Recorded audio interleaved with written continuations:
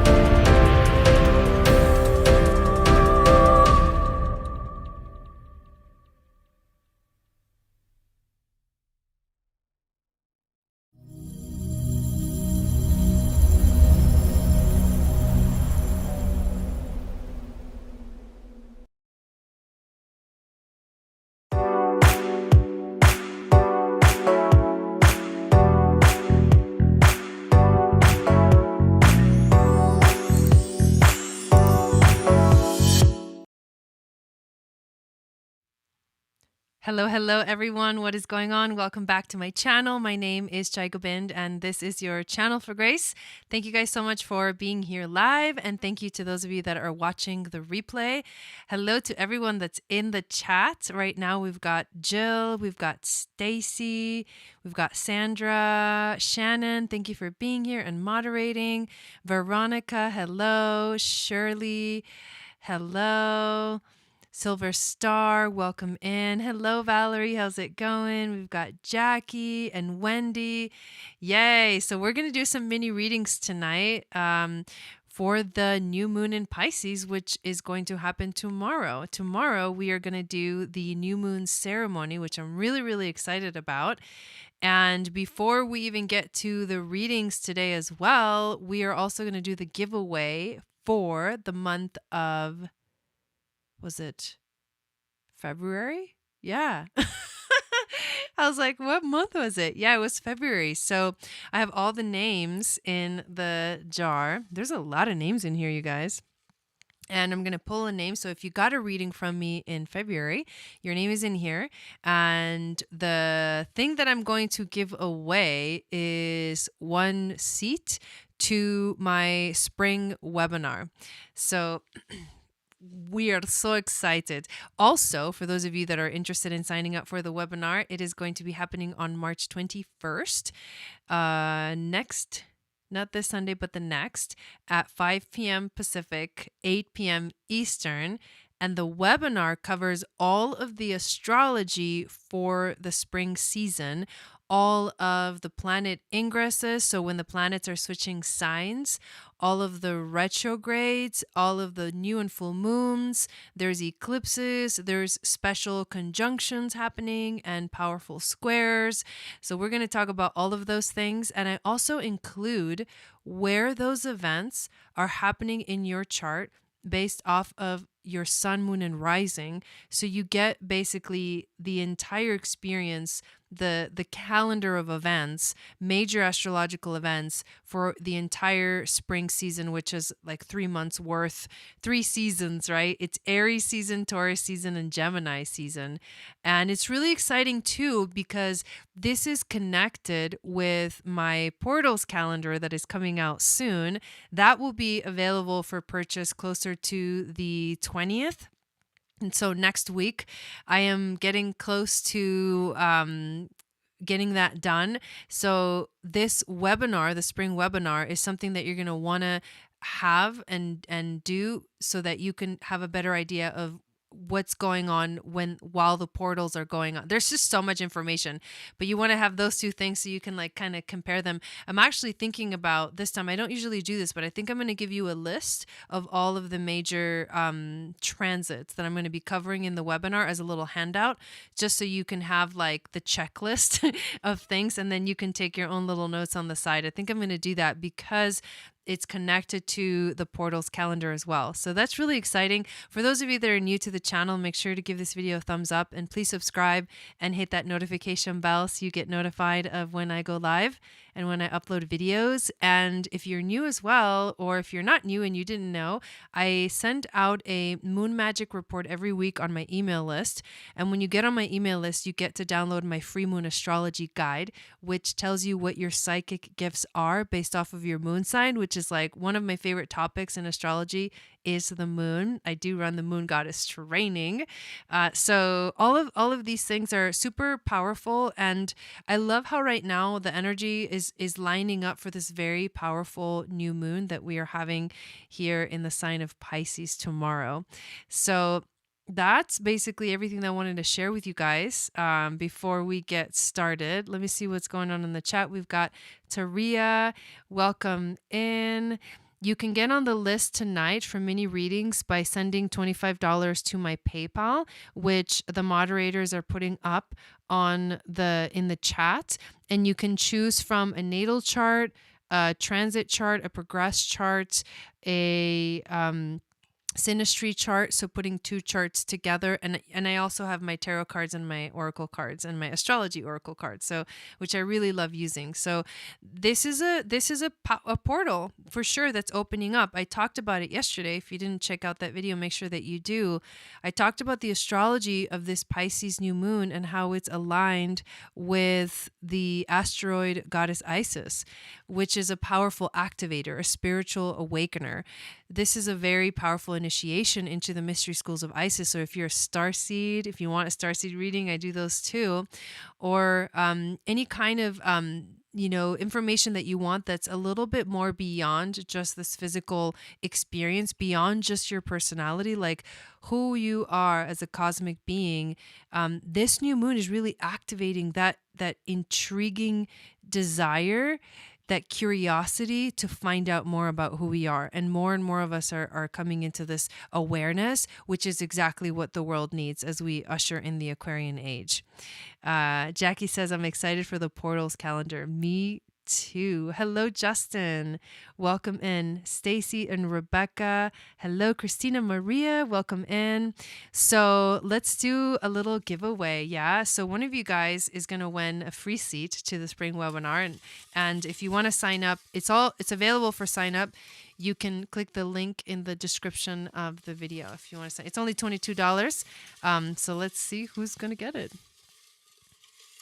All right.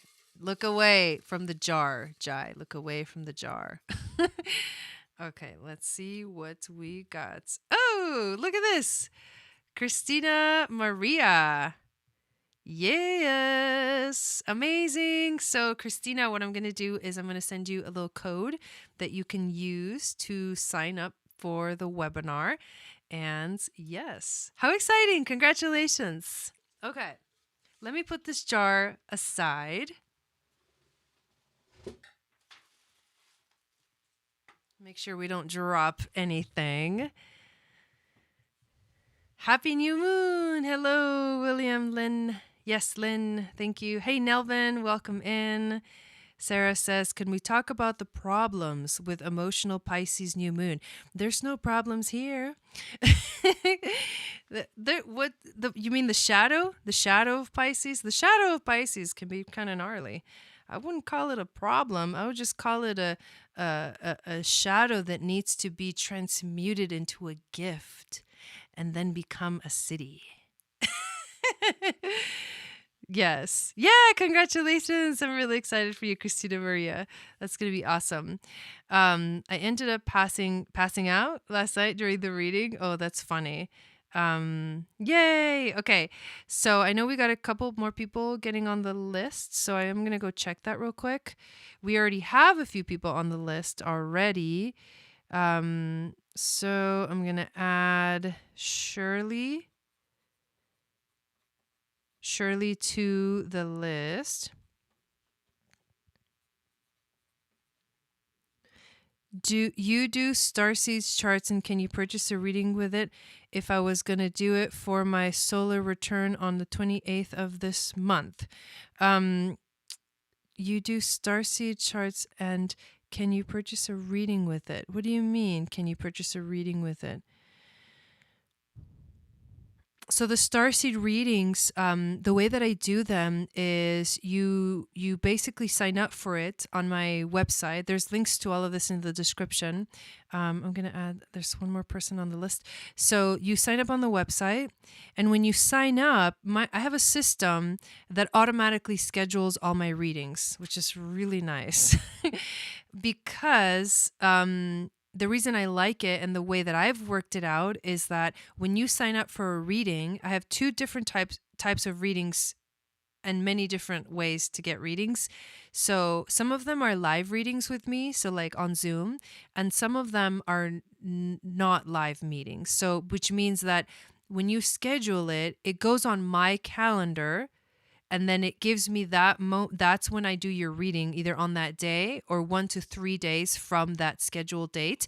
And then I send it to you. So I record it. I look at your chart. I sit and I channel the information, and then I send it to you. That's the readings that say this is not a live event.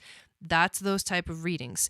The readings that I do live with people are the transit readings, which I call them the current astrology energies, and the deluxe readings. For those two readings, it's actually a live Zoom meeting with me, and we interact because I need your feedback for those readings. So there is a little bit, lately I've had a lot of people wanting to get readings like live with me. And so the only one that I really offer, hey, Jimmy, Heidi ho.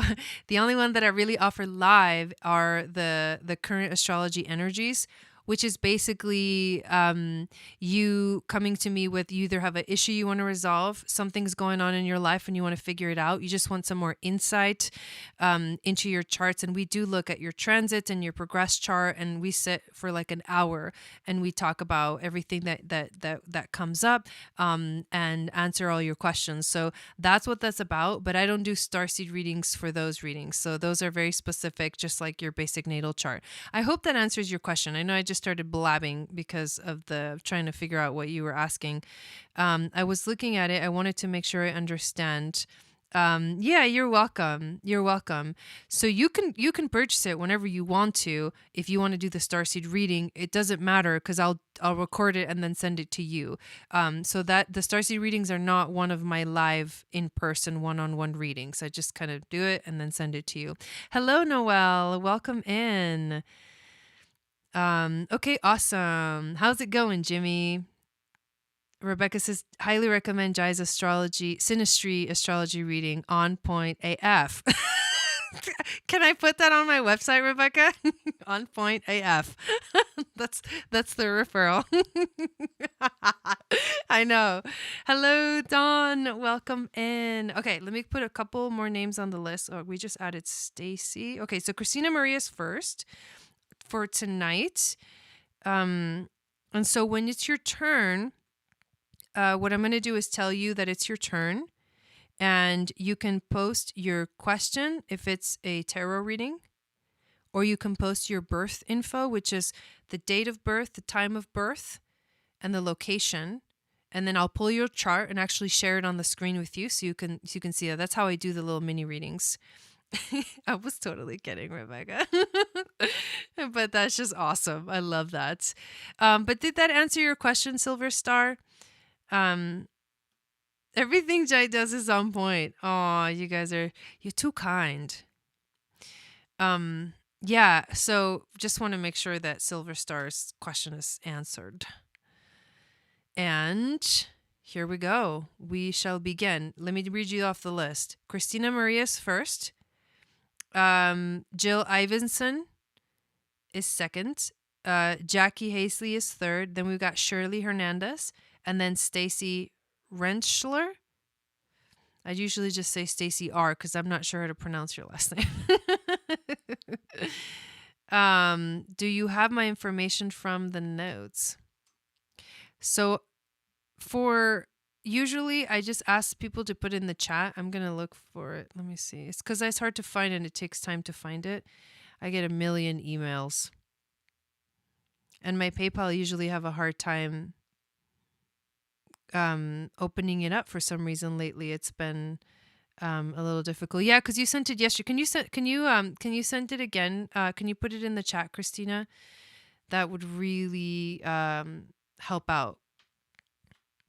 So no, it's okay. No, it's okay. I love because when you have a question, then and I answer that question, probably more people have that question too. And that's been coming up for me. It's like if people want the live. Thank you, Christina. People want the live readings, but not all of my readings are live. That's why on my scheduling page, it says this is not a live event. But the confusion is because you schedule it on the calendar. And so that's the confusion. But you're really just putting it on my calendar because my system spreads it out. So I don't get too many in one day. Otherwise, people would schedule them and I would get like 10 in one day. And that's overwhelming. So to spread them out for me, so my schedule can maintain some kind of balance, that's how the system does it. But yeah, that's a really good question that a lot of people have. I'm trying to design another reading that is basically like a custom style reading, because I'm starting to realize that some people have questions or they want a kind of reading that it's not exactly what I offer, and I feel like I need to start kind of figuring that out in some way, shape, or form. So 10, 21, 7, 4, 2, 14. I wish I could memorize everyone's information. I know you guys get readings from me all the time, but there's no way for me to remember. So there you go. Ontario, Canada. And Hamilton. Let's try that.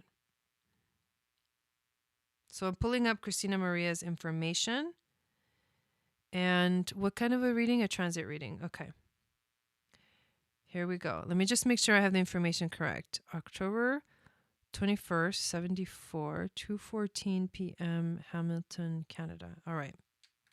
Is there a specific question that you want to ask in regards to this your transit, like a specific area of your life, maybe?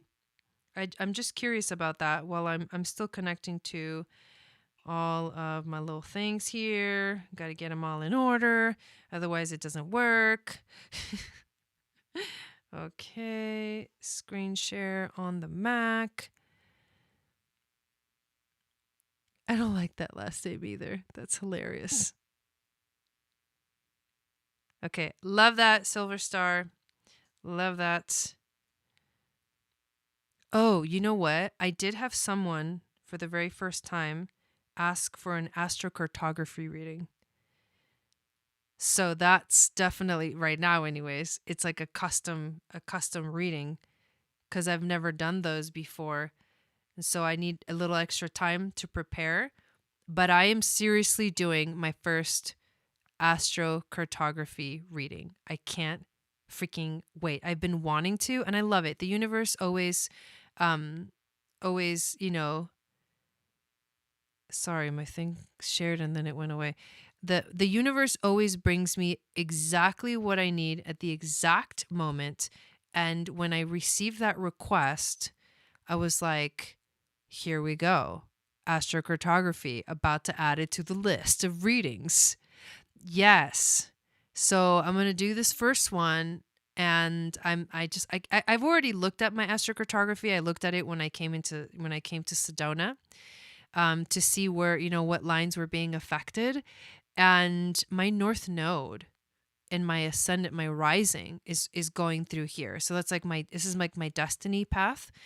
And it's amazing because I was like, whoa, I can't even believe that. Because I didn't know that, but I already always intuitively move into these kind of spaces and kind of act upon these things naturally. And it always blows me away. It's always on point when I look at the astrology.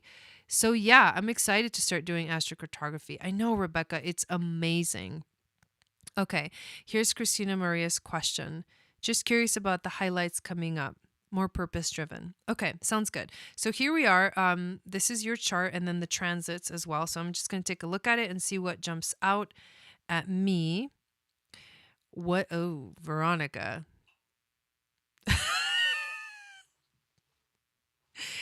It's basically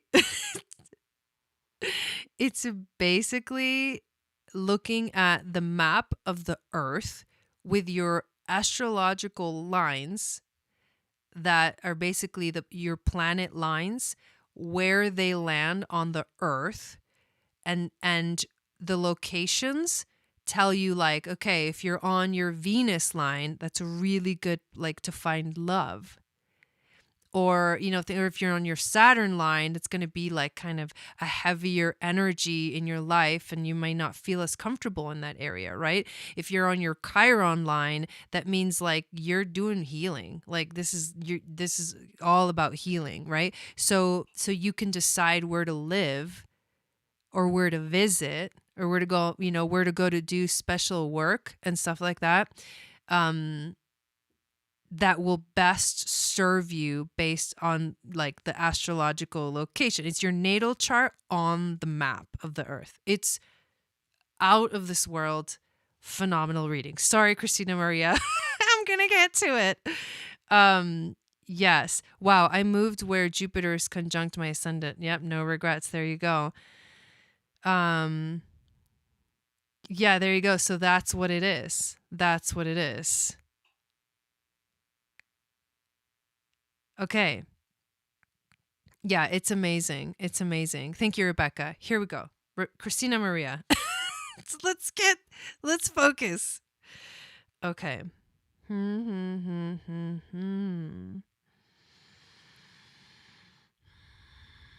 Okay, so the first obvious thing is it is intense. Yeah, I know.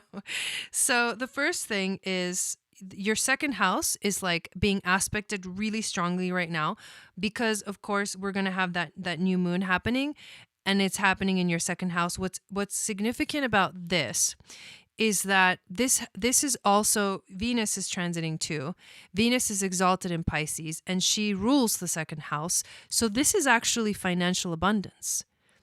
Like it's prosperity coming to you. It's like an initiation into manifesting things that you want in your life. So anything that has to do with money coming in, anything that has to do with you materializing, like making your goals for abundance a reality, this is the moon that's going to help you set those intentions in your life. So that's actually a really powerful thing just in terms of the moon that is going on for you.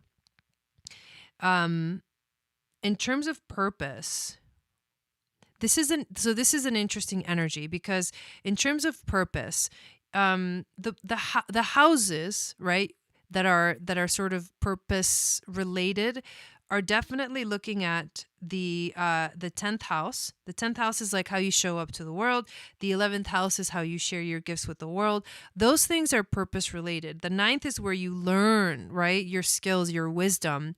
You have a lot of energy in the 9th house in general, which means that you bring a lot of wisdom to the world. You are a teacher naturally. So how are you going to use that wisdom is dependent on how you show up, how you're supposed to show up, and then in your 11th house. And you do have also your North Node in your 11th house, which adds to the power of you're here to have a spiritual experience, to live, with, to explore the world, to allow yourself to explore the world. But the funny thing that's happening right now is that the South Node is transiting your 11th house too. So at the same time that you're meant to have this beautiful exploration of spirituality and expansion of knowledge, and how you're supposed to do that with the flavor of Aquarius, your 11th house, which rules Aquarius. So with focusing on the future, with focusing on ushering in new energies, ushering in the Aquarian age, but with the South Node transit there, you're feeling like maybe what you thought you were supposed to do it's not working out, or it doesn't look like what you hoped it would look. So it's like a reset button that's happening right now in terms of your life purpose with the South Node transiting here. And it's asking you to let go of what you thought it was supposed to be, what you thought you were supposed to do, what you thought you were supposed to share, because there's a whole new thing that you're supposed to share that maybe you don't even know it yet. Maybe you don't even know it yet, but that's intense, because when you have the reversal nodal return, which is what you are having, right? North Node Gemini, South Node Sag, but in your natal chart you have North Node Sagittarius, South Node Gemini. When this happens, it feels that way. It feels like a reset. So this is good, but it can feel like a little bit of a tower moment, because you're supposed to realign yourself. This is an opportunity to realign yourself and to figure out what it is that you are really supposed to share. And it has to do with you allowing yourself to explore. That's one of the biggest things about it, is like the exploration is a really important part of this experience. That's a relief, because I don't know. Yeah. So it's asking you to focus on that too. So you're being asked to think about it, to give yourself an opportunity to clean the slate, empty the cup, start over. It is good. That's going to feel good, especially if you're trying to figure it out. That's what I needed to hear. Okay, good. So that's basically, in a nutshell, what you may be feeling right now in terms of your life purpose. Like, this is an opportunity to revisit that and ask yourself, what makes you feel the best? Where do you feel free? Because Sagittarius is all about freedom and expansion. Where do you feel like you're growing? Like, where do you feel this is a little bit of going beyond the limit and beyond the fear and expanding your horizons and outside of your comfort zone. So although that's not what we want naturally, that's what it has to be for you to evolve and grow and step into purpose. So that's what is going on right now. But you have an opportunity here with the new moon to set an intention of at least how do you want the abundance to come in? How do you want that to show up in your life? And that's what I would focus on for this new moon. Thank you, Christina. Okay, Jill is next. And I know I missed a bunch of messages, you guys. Dawn says, ooh, that sounds like a very cool reading. I definitely would like to know where I should move. Yes. Man, I'm feeling so excited and good. I just about don't know what to do with myself. That's amazing, Stacy. About starts dancing from all of it cursing through. Ooh, I love that. Earlier today, I was hanging out with Roden from Water Baby Tarot, and it was really fun. We had a blast. We were like exploring the gene keys, and I was telling them about their starseed readings, and very exciting stuff. Very fun, very exciting. Hanging out with Soul Tribe. Okay. I learned a lot, but nothing feels right yet. Yeah. Okay. Here we go. Jill wants a October 6, 1971. How do I work with the energies of the new moon in regards to my houses? Where is my Isis in my chart? So the only way for me to find that out is to go on astro.com, because my program on the iPad doesn't actually have Isis. So I can't actually find it right here in the mini readings. I'd have to either go on astro.com or to pull out the other program on the other computer. So I'm not going to be able to do that. But I can look at how do I work with the energies of the new moon in regards to my houses. So 2nd, 6th, and 11th. Okay. So let's pull up the chart first.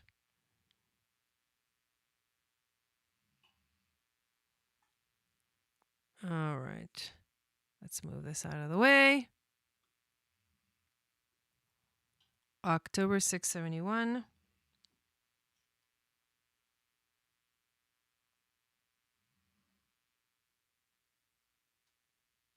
It's one of those asteroids that you have to have like the special, like the full on kind of program to look at it. I would totally look for it here on my iPad, but it's not available as one of the displayed chart objects, unfortunately. Okay, October 6th, 71, 4:17 p.m.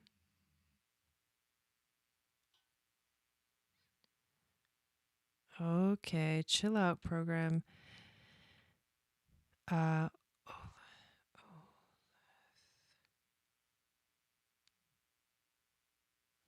okay. So, sorry, I'm moving a little slow today for some reason. Please bear with me. Okay, 4:17 p.m. is correct. Okay, got it. So now let's add the transits.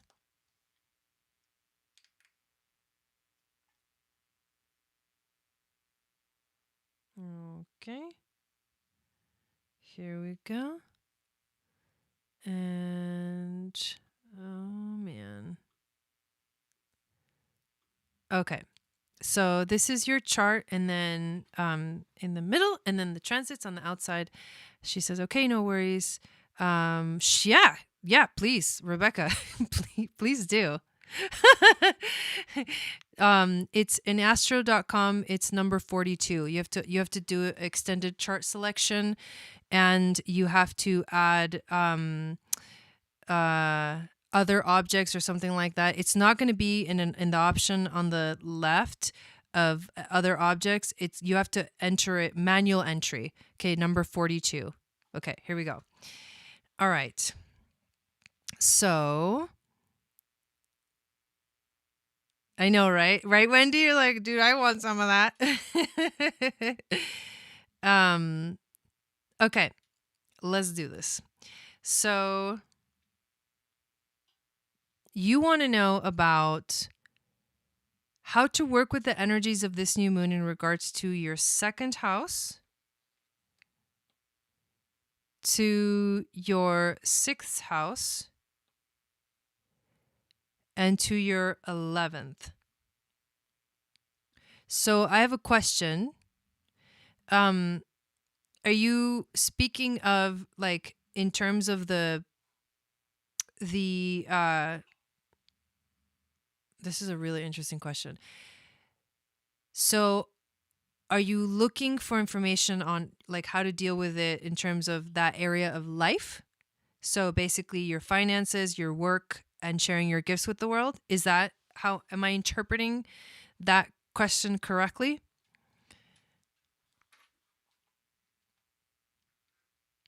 "18 degrees of Aries." Ooh, Rebecca. She's fast. And it's a retrograde. Where's 18 degrees of Aries? Oh, damn. It's in your 2nd house. Okay. All right. So the new moon is happening in your 1st house, first of all. So it's interesting. Isn't it funny how you have to really know your rising sign in the exact degree, and the Placidus houses are not like whole sign houses where like you it's like, okay, if you're an Aquarius rising, Aquarius is like your 1st house and that's it. It's like, no, it's half year. So you're an Aquarius rising, but you have all this Pisces energy in your 1st house as well, which means, let me actually maybe zoom in a little bit. So the embodiment of the energy is happening within you. So what you're going to feel is a very powerful connection to your own identity in terms of like compassion for yourself, love for yourself. The initiation for you is, it has to do with this moon specifically, especially because it is conjunct that asteroid goddess Isis, is basically you stepping into, in terms of your identity, into a whole new being, into a different, it's an energy, it's in your first house, but you're that Aquarius rising. So the Pisces is not that, maybe not that comfortable of an energy, because I don't think you don't really have any Pisces. You don't have any Pisces. This is interesting. You have no Pisces in your chart except right at the cusp of the second house. And of course you do have Pisces, but at the same time, it's like there's no planets, or at least in this basic, reading, you do have some stuff in Virgo, which is opposing that energy. You have Juno and your part of fortune there. But this is going to feel maybe new. That's what I'm trying to get at. This intense new moon in Pisces in your first house is going to feel like, whoa, I'm stepping into maybe a place or a territory that feels like it's so divine, right? This is the divine energies. It's so divine that if I feel like I'm literally floating, like if it feels like you are stepping into your power. Yeah, it's weird, right? You're stepping into your power, but you're feeling it in your body. You're embodying it.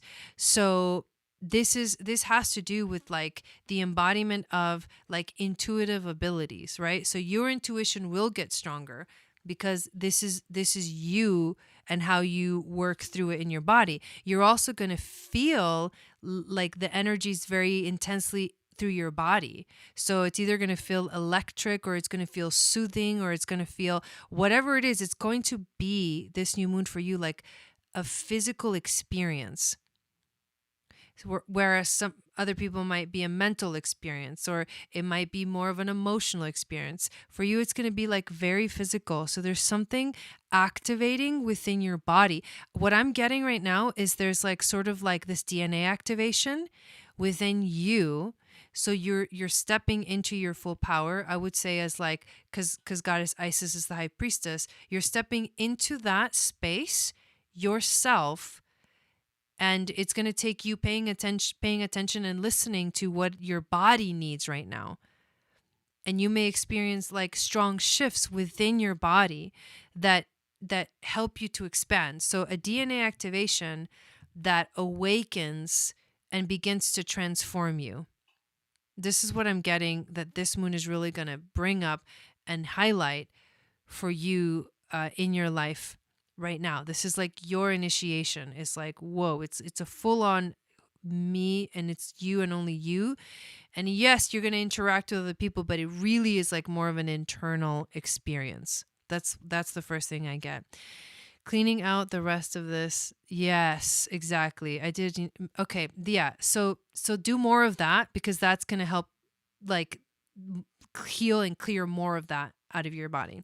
Another thing too is you may feel like out of body. You may be having an experience of like out of body, because Pisces is like out of the body. Pisces is the soul. It's the divine. It's the ethers. It's like you can't see it, but you can feel it. And so you may feel like just really lightheaded, or like, whoa, like you're floating through these days. And it's uncomfortable. It can definitely be uncomfortable if you're not used to that. So grounding would be really important, and taking care of the physical body as it goes through this very powerful activation. So how does this relate to your second house, your sixth house, and your 11th house?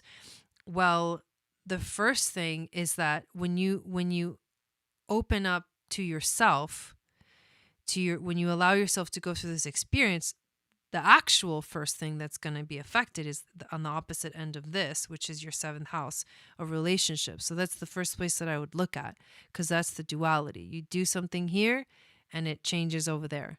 It's like the domino effect. I'm an air trio, no water and only one earth. Yeah. So the water, this water is like for sure really intense. And so first thing is going to affect your relationships. But you have to ask yourself, when you allow yourself to go through this transition, to go through this initiation, and it's part of your, you feel like it's part of your, of course it is part of your journey, part of your ascension, part of your evolution. Working on yourself and your identity, it's that domino effect where everything else, because I know that your work and finances and sharing your gifts with the world, those three houses are interrelated in the sense of like, you know, your work brings you the money, and in essence what you're doing is sharing your gifts with the world. So as you allow, you have to bring your focus to where it's happening first, and the domino effect will happen everywhere else. Yeah, right, you're on the ship, exactly. So when you work on yourself and you step into your full power, right? The embodiment of this energy.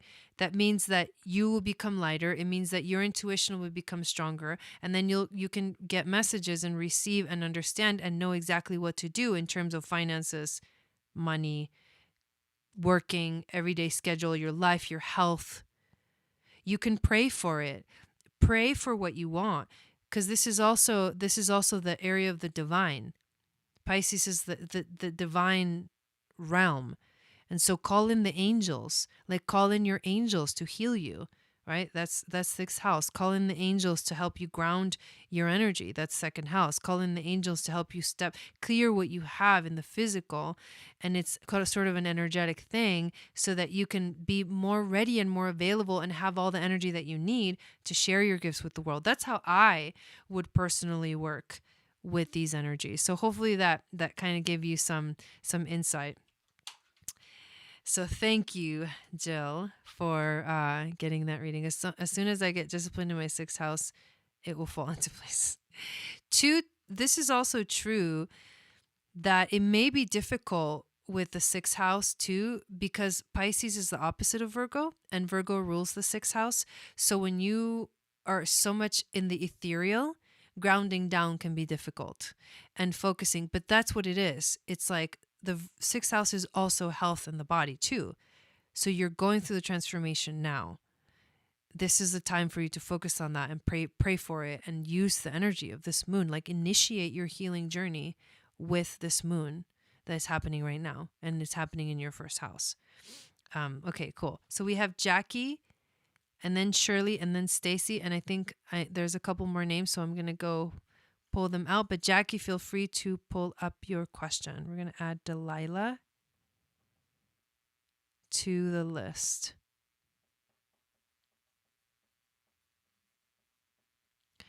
And if you've never gotten a reading from me before, the list is still open. You can sign up by sending $25 to my PayPal.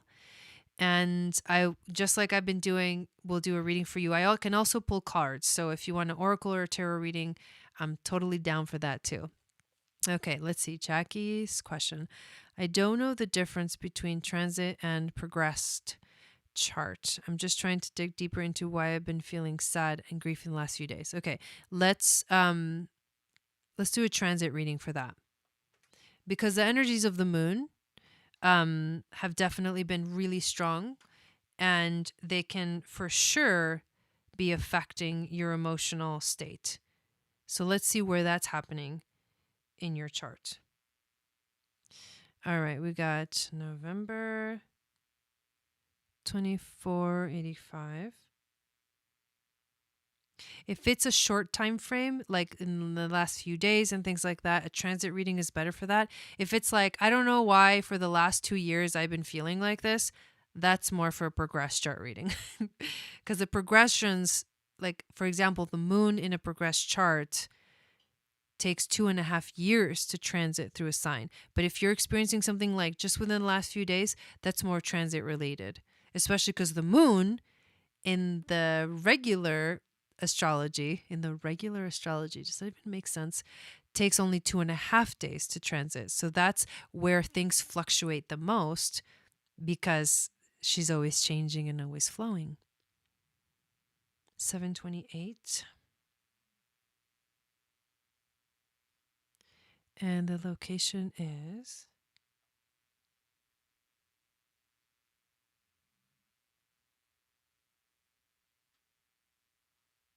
okay. Let me make sure. Will I have that too? That's hilarious.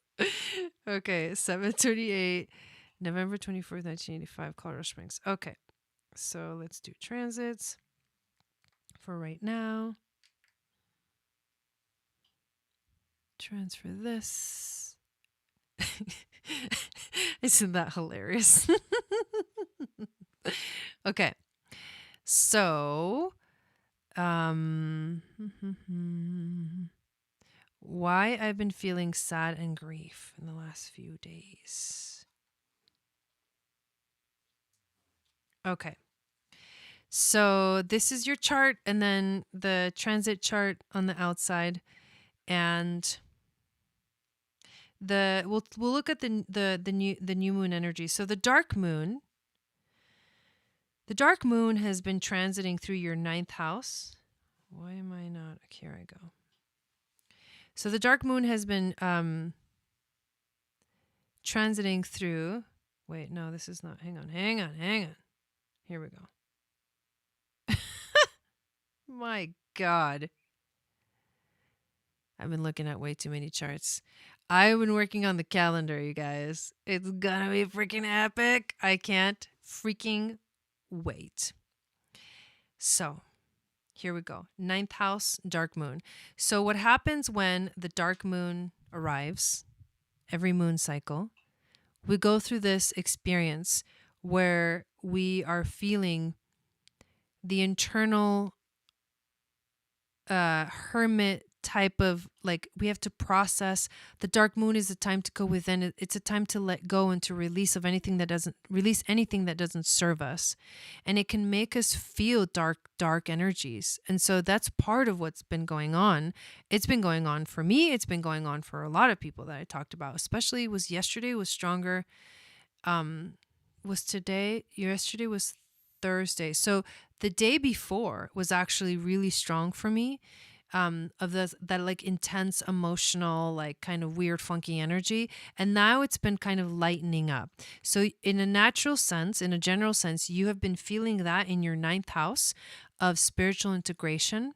And so whenever we feel, emotions are our guiding system. Abraham Hicks likes to call them that. She says that your emotions are your guiding system. So the gauge is yes means that you're feeling good, that you're moving in the right direction, that you feel the happiness and the joy of life. And sadness, so the positive emotions mean yes.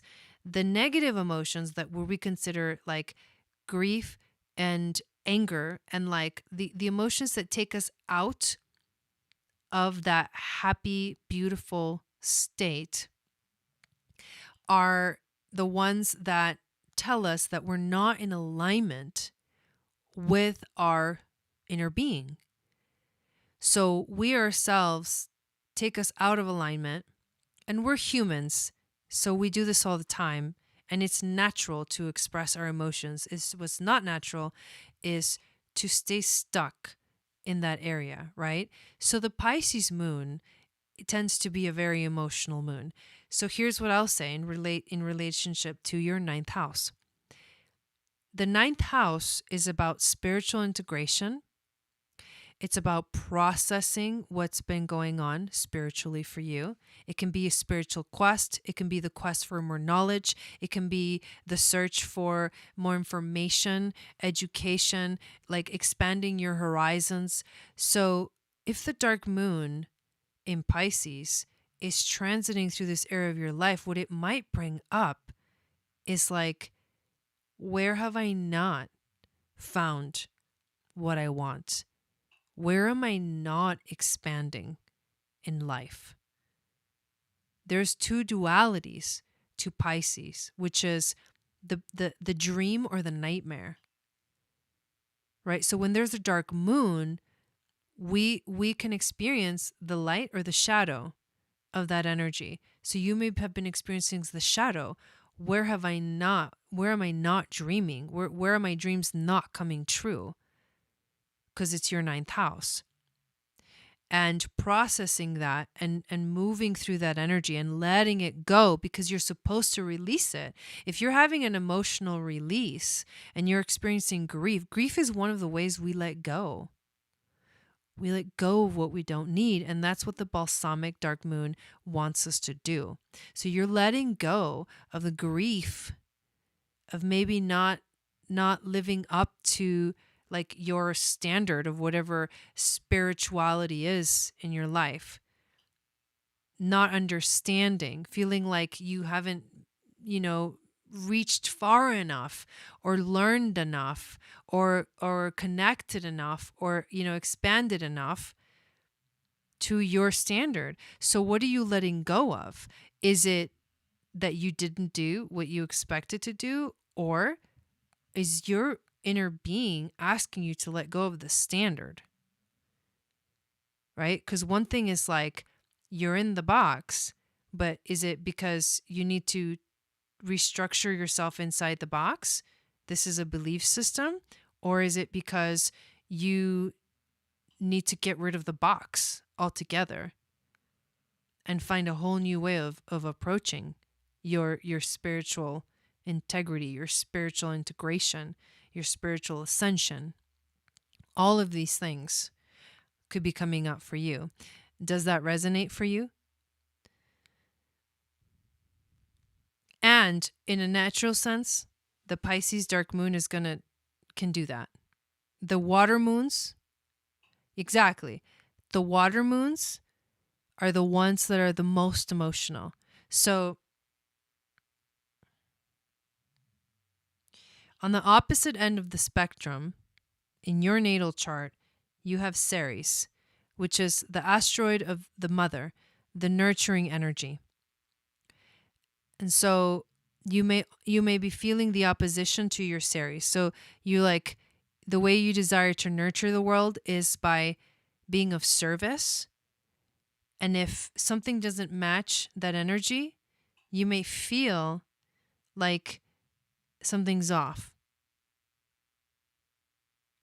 Yeah, Wendy says you might be tapping into the collective energy. There is a lot of grief right now. Yeah, there is. If you're a sensitive being, an empathic being, you're going to feel what's going on in the world. Here's another thing that's also going on is that Uranus has been aspecting your moon and your north node. So it's shaking things up, and Uranus can mess with emotionally with your stability, your emotional stability too. But that's been going on for a while. And it's a hard transit. Definitely resonates with me. I knew I was releasing. I just don't like crying. Dude, crying is one of the most powerful releasing energies ever. Like, you have to look at what's behind that I don't like crying belief. Why don't you like crying? Because crying and releasing is one of the most that is one of the most powerful healing experiences, especially releasing grief. So if you have a belief system that says I shouldn't cry or I don't like crying, like you have to look at that. That's more important than, because you got to let yourself let go and release. And sometimes it does. It feels like, it takes you, maybe makes you feel like you're a little bit out of control. Yeah, exactly. Exactly, Rebecca. Exactly.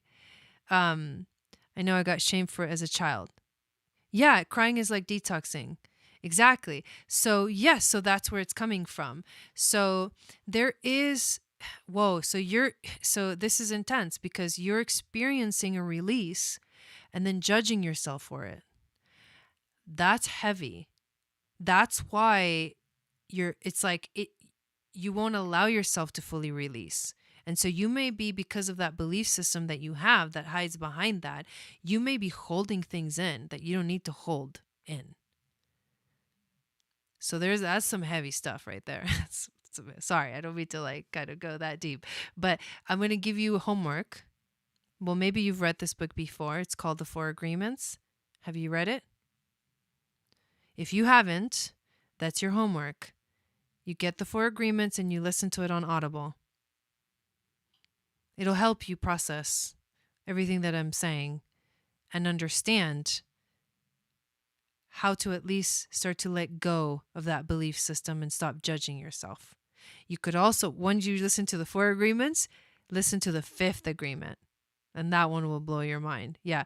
So if you read it, then go listen to the fifth one, the fifth agreement. Okay. Okay. But yeah, but it's, it's a process, letting go of those limiting beliefs and those or old belief systems that we learned, our programming, letting go of the programming. It takes some effort and it takes some time.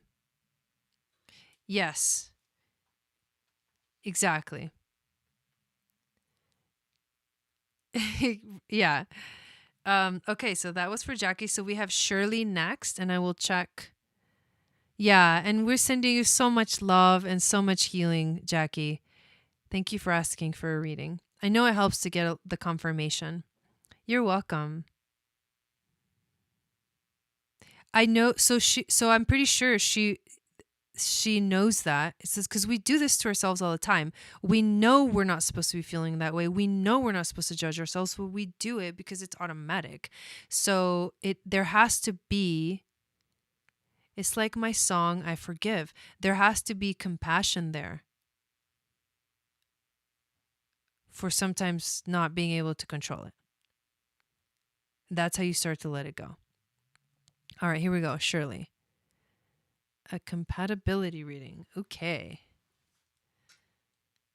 Let's go here, I guess. I guess can watch and have fun watching me enter the names.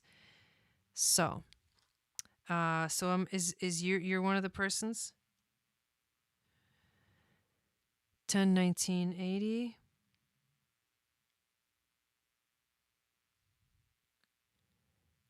If I put something wrong, you guys tell me. Tell me to fix it, because sometimes I do that on the mini readings, because I just like entering in numbers all the time. Manhattan, New York. Okay, 10/19/80, 7/24. Okay, that's the first one. Okay, is that you? Is that the first one? And then the second one is 2/22/79. Oh, this is going to be fun. I love these. 1:29 p.m. And then what's the status of the relationship? Providence.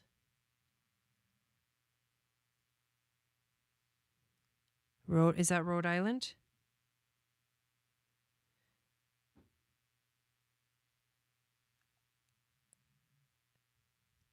Yes. Okay, let me make sure this is right. 2/22/79, 1:29 p.m. Okay. So here we go.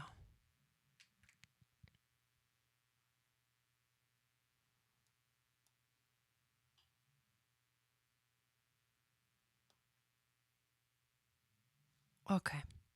Yeah, it helps me to know the status of the relationship, and then is this person male, female? I added that question to my readings because I was like sitting there going, but what if this, I'm saying he, but what if it's not a he? And I was like, oh my God. I had to add a question. What is that? Dominic Focal? What does that mean? Yeah, exactly. Thanks, Nelly. Yes. What is Dominic? Oh, is that his name? 2/22/79? Not sure? You're not sure the status of the relationship? Okay, so maybe let me make that a little bit clearer. Are you together or separated? Or is this just like the other way I sometimes put it is, this just a person of interest? Like, just give me that little bit of information. And maybe together or not together. Okay, got it. Thank you, Wendy. I appreciate that. Yes, the list is open. So we've got your chart in the middle and his chart on the outside.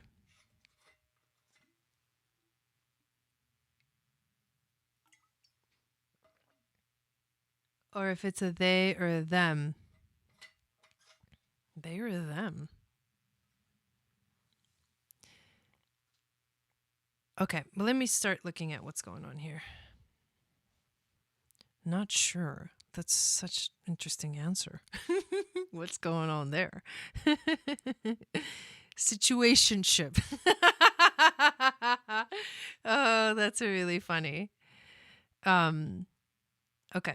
Well, let's just see what we get. Okay. Not sure. Okay, I get it now. Okay. So I'm going to tell you all of the things. So this is good because this gives me, see, that helps me because then I know, okay, I can tell you what the energies are between how you guys interact with each other. Because what we look at in a synastry reading, a compatibility reading, are mostly the inner planets, because those are the ones that do all of the negotiating. Oh man, you guys remember in the movie the Fifth Element, where he's like, the Mongoloids take over the ship, and Bruce, is it Bruce Willis is his name? He goes to the place where they're at, and the other guy, which is the hotel sort of like main guy, he's sitting there like all freaked out, and then he goes, Mongoloids can't do anything without their leader, and they're like, the guy inside's like, bring someone in to negotiate. And the hotel guy's like, and Bruce is like, you mind if I? And he's like, yeah. And then he goes in, and the first thing he does is like shoots the leader in the head. Is that his name? And then everything stops. Like the takeover is over because the Mongols don't do anything without their leader. Oh my God, it's so funny. So then he goes, where did you learn to negotiate like that? Okay, sorry. This is weird. This Pisces moon is weird. I just went off track in my head. I was like watching the movie in my head. Yeah, between the eyes. Okay. Okay, so what's going on here? Where is the sun? You have sun in Libra. He has sun in Pisces. So those two energies get along. Libra is Venus in dignity. Pisces is Venus exalted. So because of the Venus relationship between the signs that your suns are in, that's a harmonious connection. That's the first thing I notice. What about the moon? You've got moon in Aquarius. He's got moon in Capricorn. That is where you might feel Corbin Dallas. Did you guys watch it with me in your head while I was going through it? Okay. So that's different. That's very different. Because the Aquarius moon can be very aloof. And we're back. The Aquarius moon can be very aloof. It can also be very much, it's open-minded, but it processes its emotions through its mind. So I guess in a way it's interesting because the Capricorn moon does not feel good in Capricorn. The Capricorn moon restricts its emotions. So that's what he does. He doesn't express how he feels because he feels like if you express how you feel, you're out of control. He may not say this out loud, but that's what he's doing inside. I'm sorry. Capricorn moon does this to itself. Like, no. Emotions are like the weakest link. And I'm trying to be strong and composed and in charge and responsible. So that's what I'm going to do. Even though inside my heart is like, please let me feel something. So it's like you bottle it all up. So that's the Capricorn moon. With the Aquarius energy, it's like they're very different energies. Like I feel like also this is earth and air, which are also different elements. So when they're different elements like that, unless they have like a uniting energy, then they can feel like worlds apart. To me, this energy feels a little bit of worlds apart. Like with the Aquarius moon being a little aloof and the Capricorn moon restricting its emotions, like neither of you guys are really able to really tap fully into how you feel. And if you're not able to express how you feel, that's going to be challenging for the relationship. Venus. You have Venus in Virgo. He has Venus in Capricorn. That's a positive thing. That's a trine. Earth and Earth. These two Venuses can connect with each other because they both understand the element of Earth. Capricorn is like a higher expression of Virgo. Virgo, the one thing I will say, well, here's the thing. They're trining and is beautiful, but they're both in signs that Venus absolutely hates. No offense. I just realized I'm like, what did I just say? So, not trying to be rude or anything, but Venus does not like Virgo and she doesn't like Capricorn. So if Venus itself isn't happy, then how can they make somebody else happy? Not that we're here to make other people happy, but how can they receive? So what these two Venuses tend to be a little controlling. Venus in Virgo is a little controlling because it needs to control its environment in order to feel good and connect with others. It can get really critical. In its highest expression, in its lightest expression, it will love just because it understands that perfection is everything being just the way it is, and it lets go of the need to control the environment and the relationship. With Capricorn, this is a structured energy. So Capricorn does not like its time wasted. And this is heavy to have Venus and Moon in Capricorn. It's like, whoa, that's really intense. Because he will focus more on his business, his career, his work, he'll focus more on that energy of the relationship. Like, how can this be more successful? How can we structure this? How can we be more responsible? And there's no play. Like, the reason why these are heavy energies is because there's no play. There's no time for playing.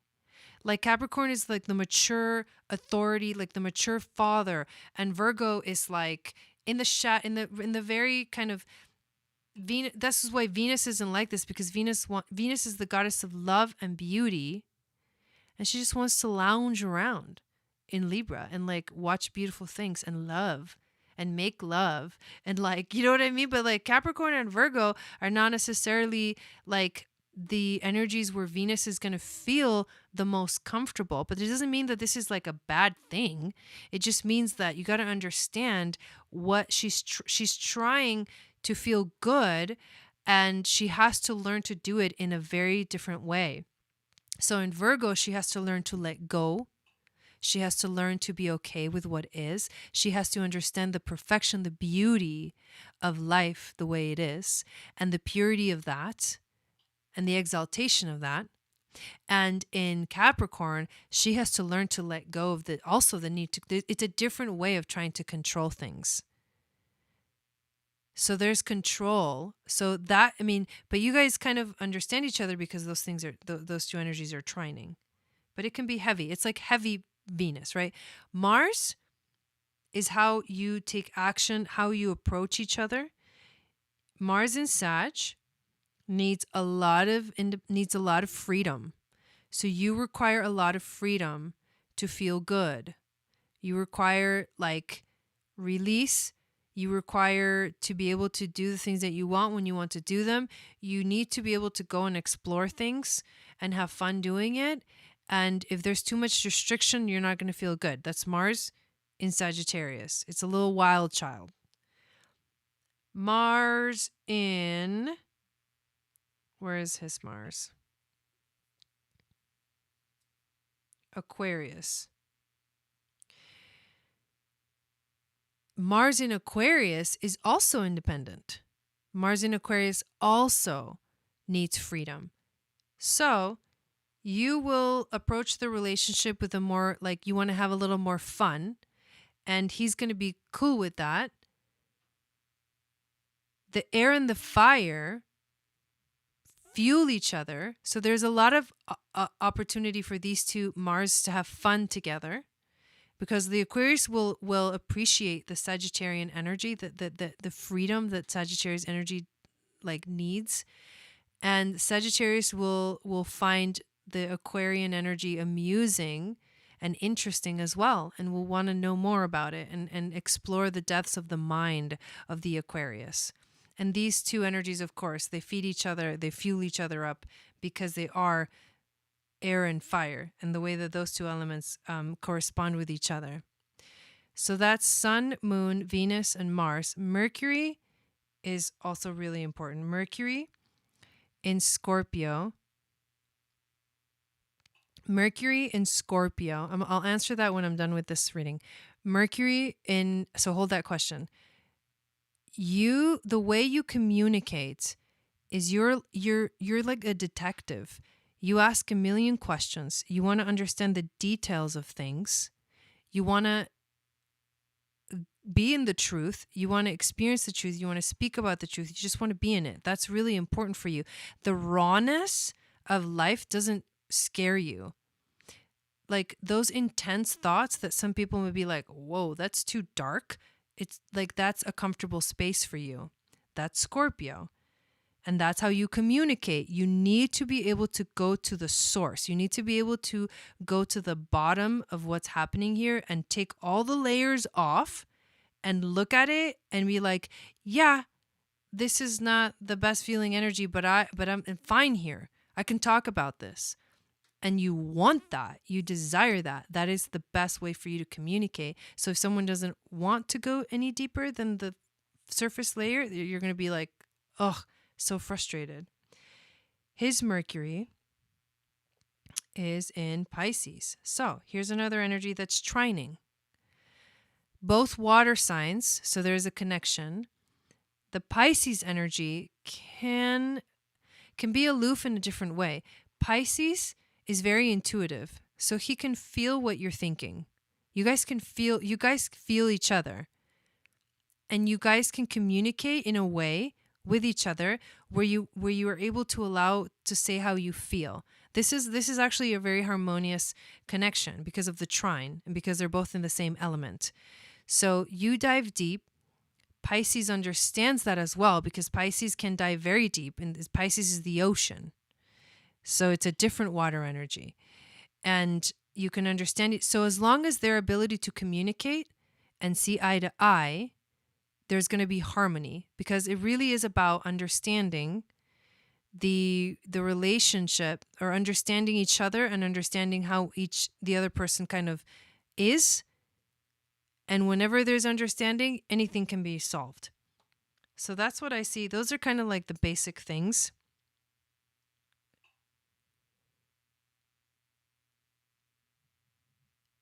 I will say that this kind of looks a little karmic. There's a little bit of karma being resolved here with his Mars conjunct your South Node. That's a karmic thing that's playing out that you guys are learning about by being together in this relationship. He like triggers somehow your past in a way, and he may like pull you in a direction that maybe you're comfortable going in, but it's not what you're supposed to be focusing on. You're supposed to be focusing on having more fun in life and less focusing on like people, and like don't spread yourself too thin. This is not a time for you to like it's over, like you're done being persecuted. In a past life you may have been persecuted, and so now that's over, so you're supposed to like let go of that and just have fun. And so his Mars in Aquarius, his Aquarian energy kind of pulls you back into that space, and that may feel uncomfortable for you for sure.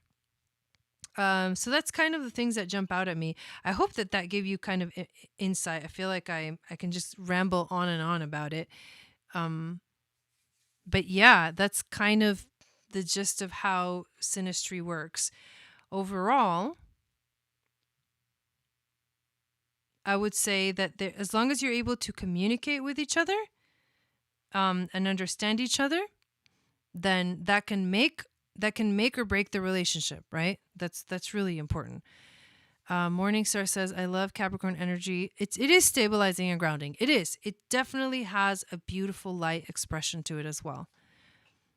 Being at the ethers all the time is like a balloon. Yeah, exactly. We have to find the balance between the two.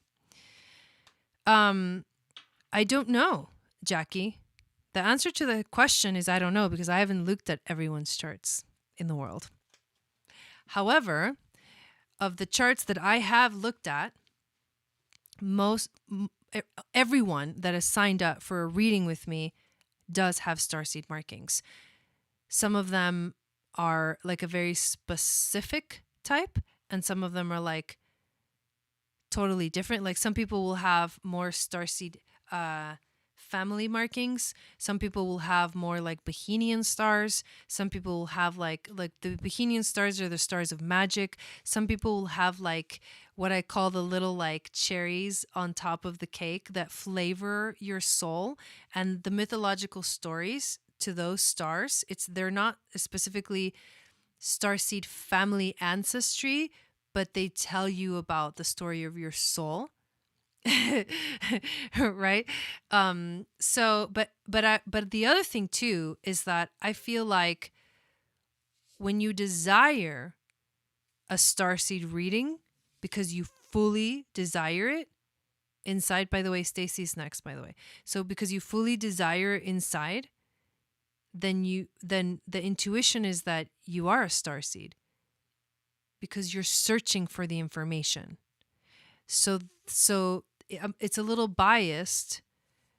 I'm a little biased in that because I attract starseeds who want to know who they are. So most likely people that sign up for my readings are starseeds. Does that make sense? Yes, exactly. Yeah. That's exactly how I feel about it.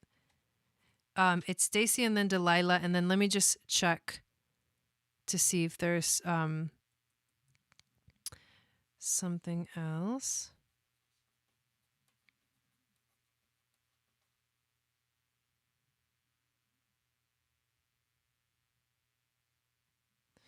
Okay, so I'm going to put you on there. The answer is yes, Dawn, and I'm going to put you on the list twice.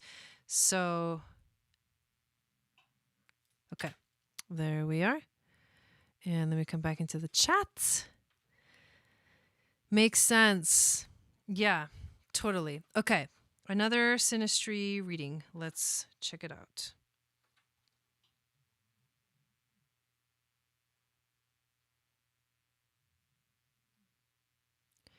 So 9178.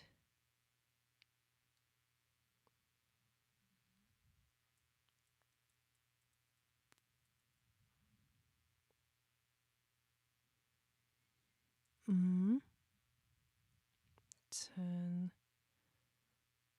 10 a.m.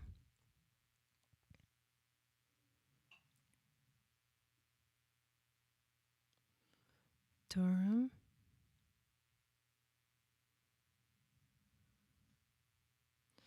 Okay.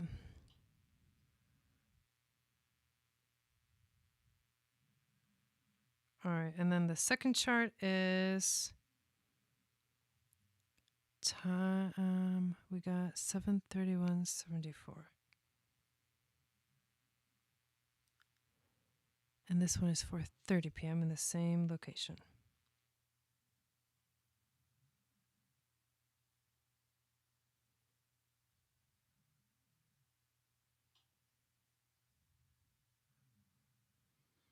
Okay.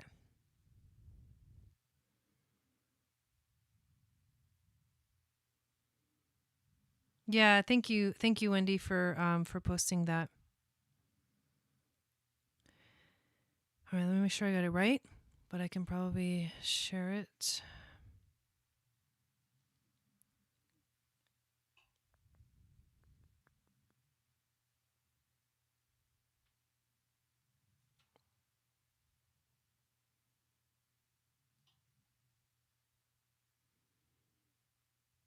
Okay.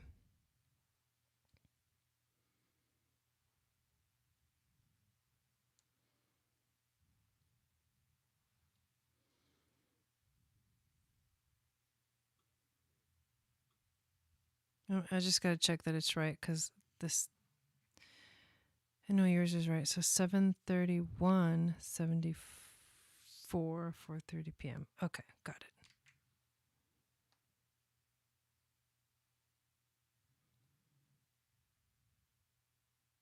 Okay.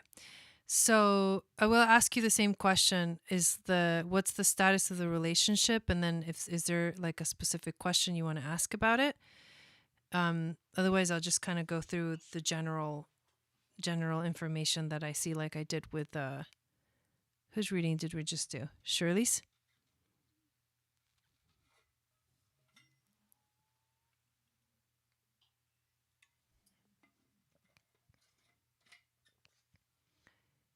Okay. But right now we're looking at your chart in the middle and the other person's chart on the outside.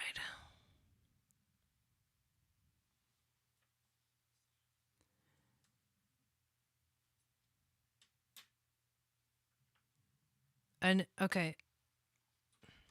Coming together. All right. So kind of general. So let's look at your suns. You've got sun in Virgo. Is it a he? And they have sun in Leo. So, I would say these energies are like very, very different. But at the same time, I feel like they resonate with each other, because what I feel like in Virgo can like be loyal as well. Virgo is loyal in its own way, and so is Leo. So when these two come together, I feel like they can really bond with each other. Okay. Awesome. So that's a really good thing. And then you also have your moon in Leo. So that's a harmonious connection with his sun. And he's got moon in Capricorn, and that's going to be where there's differences, but I feel like the energy connection with his sun, with your Leo moon, is stronger than the connection between your moons. So like that will override a little bit of this energy, but he does tend to, he feels a lot, but he does tend to restrict his emotions. We just saw that the last person also had Capricorn moon as well. So I talked about that a lot. In terms of the drawing each other into each other, you have Venus in Libra, or what you desire in the relationship, and he has Venus in Cancer. So he's a very nurturing energy. He's gonna like, that's a really, both of these energies feel really good. Venus feels really good in. Venus in Cancer wants to nurture and love and give and share and express itself. And then Venus in Libra wants to also like deep, soulful union is one of the most important things for Venus in Libra. And she also loves to have fun and focus on the beautiful things of life. So these two are very beautiful energies. In terms of the Mars, which is how you act upon it, you tend to, so you want fairness. That's really important to you. The problem with Mars in Libra is that it's in detriment, right? It's in the opposite sign of where it feels the best. He feels the best in Aries. So you have a hard time making up your mind. That's what's going on with your Libra. So that can get frustrating for people. So you love balance and fairness, and at the same time you love it so much that maybe you never are able to make up your mind. With his Mars in Virgo, he is much more, he's a little more strict with himself. Like for him, action depends on focusing on the details. Like if he can focus on the details, if he can understand and feel good in his environment, if he can sort of do things in a way that he feels is the right way to do them, then he's going to feel good. And the Libra energy, these are two signs that I don't feel like there's a clashing energy between the two. You'll probably be more willing to allow him that space, just because of you have a lot of Libra in your chart. So you may have that ability to do that. At the same time, though, you also have Virgo placements, and so his Mars conjunct your Sun and your Saturn. Your Saturn might be a little stronger than his Mars. So they're both in Virgo. So your Saturn might want to be the authority or take the authority. That may make his Mars feel a little uncomfortable. But Mars and Saturn are the two malefics, like in the chart. So they're the planets that kind of cause trouble when they come together. They can cause trouble when they come together. What I see is like you understand each other, you understand each other's energy in this way, but your Saturn will try to overpower the Mars person. That's something that can possibly happen. It can be you understand and you see eye to eye, or one tries to overpower the other. Or just like, no, my way is the better way, or like that kind of thing. So that's Sun, Moon, Venus, and Mars connections. And then Mercury. Let's look at Mercury. Mercury in Leo is very outspoken, can be very energetic. The connections between your Leo energy and his Leo energy in Sun are really beautiful, and those are the things that those are the glue. That's the glue in the relationship. His Mercury is in Cancer. I like that. I think that's harmonious, even though it's water and fire. Because you have Jupiter in Cancer, you will magnify all of his Cancer placements. You will be like, yes, give me more of that. Expand more on that. You understand that energy. He's going to express his Saturn and his Venus and his Mars around you more than other people, because you expand that energy with your Jupiter. So he's going to be nurturing in the way that he communicates. He's going to be very emotional though. But Leo likes that. Leo can hang with that, because Leo is also an emotional energy in a different way. Leos love to feel good too, and Cancers love to feel good. So I feel like this is actually harmonious. You have to like just allow him to express his emotions, because that's how he processes thoughts, and then he has to allow you to express your emotions and to express your excitement, because that's how you communicate, with like excitement and all of that energy, and it comes out very strongly. But I think the Cancer energy in him can really appreciate that too, and I think that's also very, very harmonious. So I feel like there's a lot of harmony here. There's a lot of beautiful placements that align with each other very nicely so far. There's more stuff, right? There's a lot more that we could look at. Let's see if something else jumps out at me.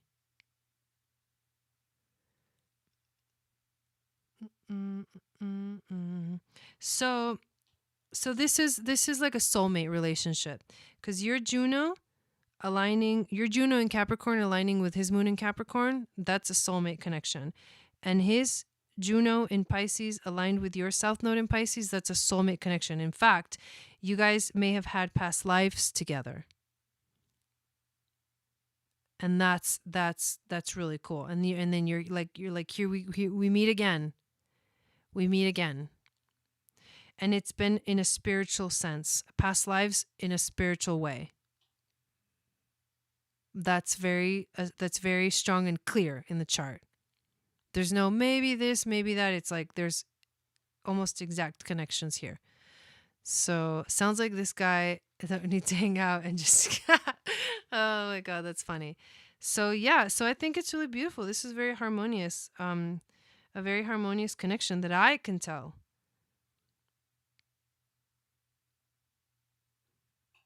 So there you go. This is that one. Yeah. Yeah. That's what that to me overrides like any kind of challenges. Right? Because like the the planets that interact with each other, those are just like, okay, how do we manage communication? How do we, and if there's harmony, then like it's a lot easier.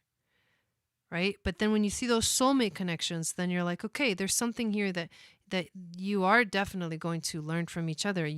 There is deep connection here, a soul connection, which is more than just like a karmic thing.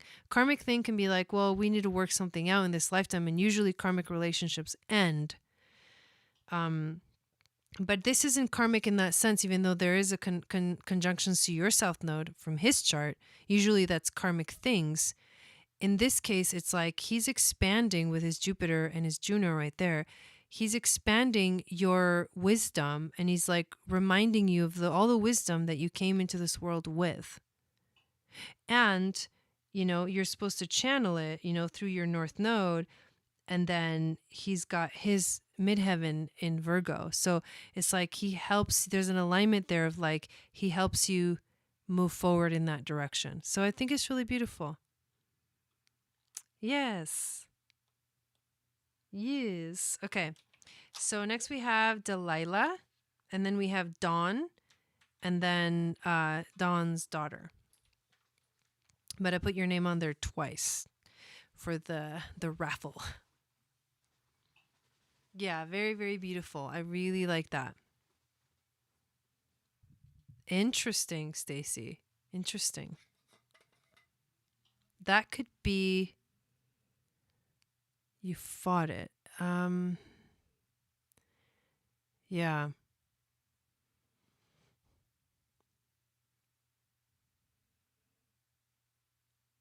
That's yeah. I think the reserved energy of Virgo can do that sometimes. For sure. Okay.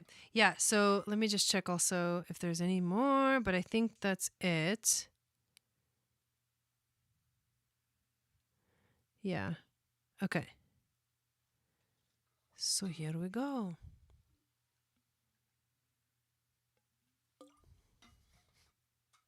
I think we're going to be done after Dawn. So after Dawn's readings, we're going to be done. Yeah. Yep. That happens. Yeah, you're welcome. So we're waiting for Delilah's question. And then what kind of readings did you want, Dawn, just so I can like prepare in my mind? God, this light is so bright. I'm like, make it stop. The glasses help a little bit because these are blue light glasses.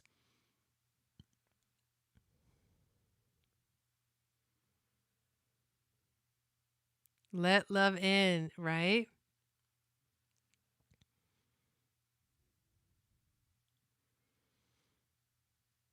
Is Delilah here? We can go to you, Dawn. Yeah, there you go. Okay.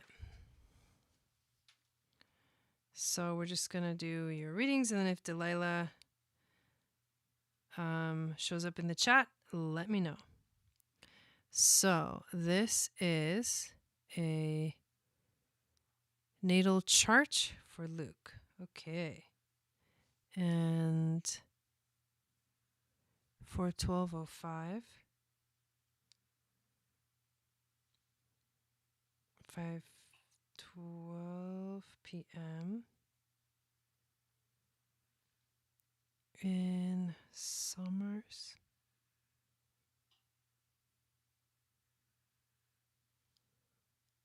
New Jersey.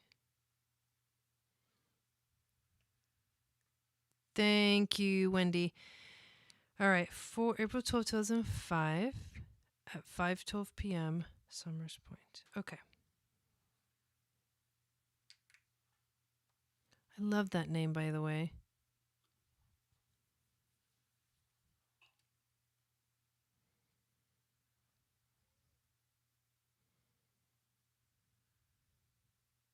Okay.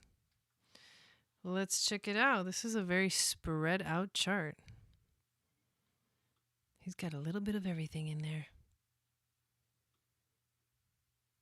I'm trying to move this thing out of the way. It's not letting me. Okay. So we're going to do this one, Delilah, and then I'll come back to yours. And then we'll do the last one, Dawn. Okay, let's check out what we see here. Yeah, the first thing I noticed is like, you see how everything's like really evenly spread out? It's almost like he's got a little bit of everything going on. He's got Sun in Aries, so he's a very active energy. He's a very impulsive energy.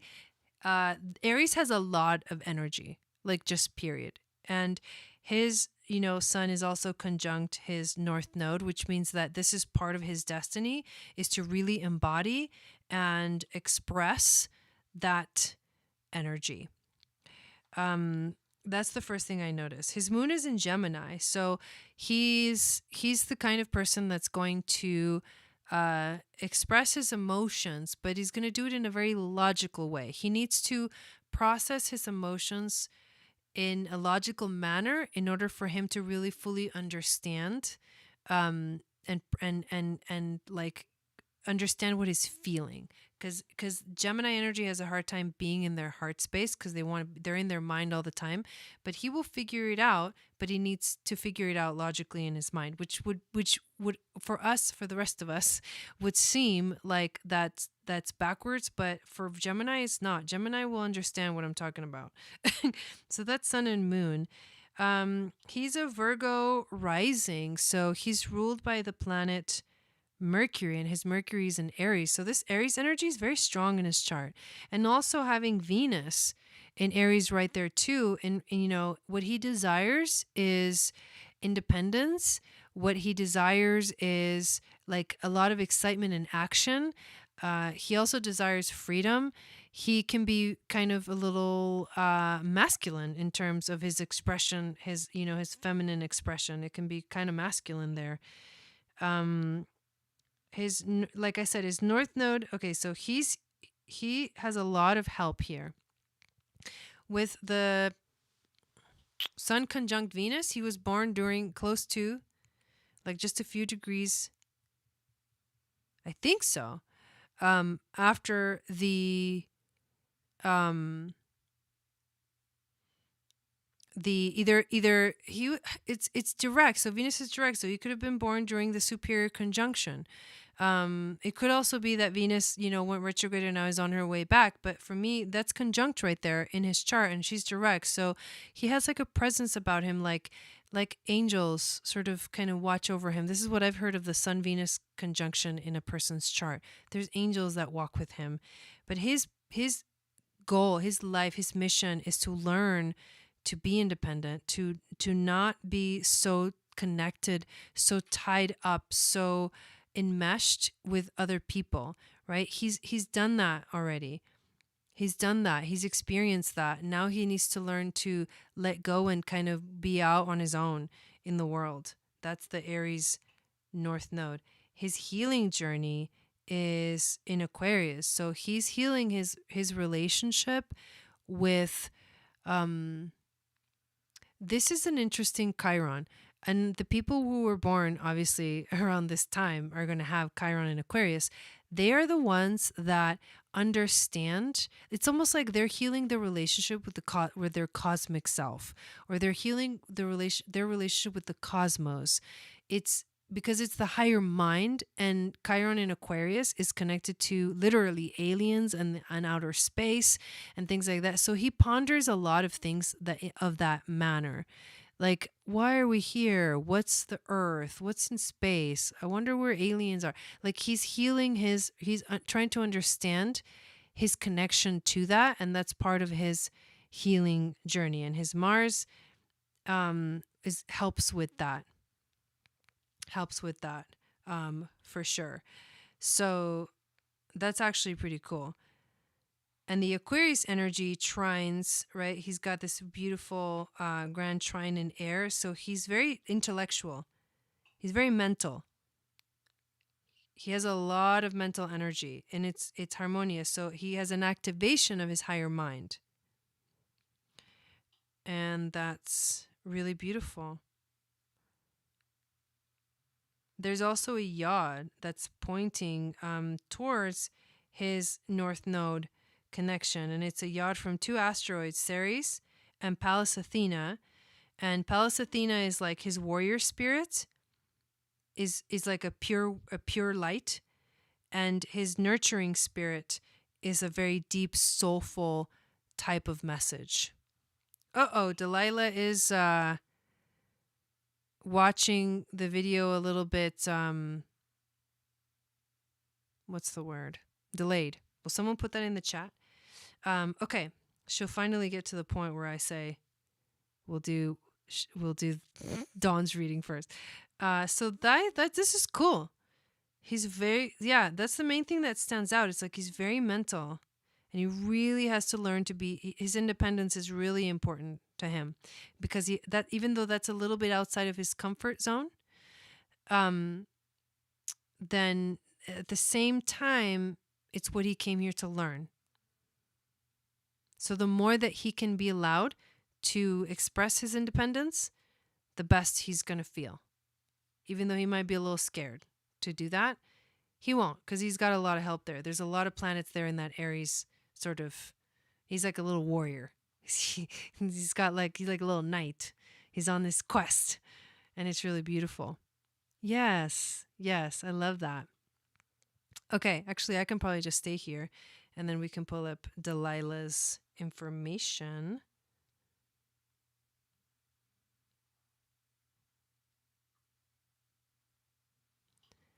Okay, let me go back into the... Okay, so March 15th, 77. Damn, all astrology readings tonight. 9:23 a.m. In Bronx, New York. And then a natal chart. Okay, I've never had a chart reading. What stands out the most in my chart during this time? Also, just added money for a tarot and oracle reading. Oh, well, we'll go check that out. Okay, are you back? Are you here, Delilah? Are you back? Because we're about to do your reading. So true at night, always on a quest. Oh, that's so cute. I love that. That's really cute. So, a natal chart reading. Okay, yeah, let's do the natal chart. And we'll see what stands out the most from your natal chart. Let me just make sure I have the information correct. Okay, perfect. So 3:15, March 15th, 77, 9:23 a.m. Okay.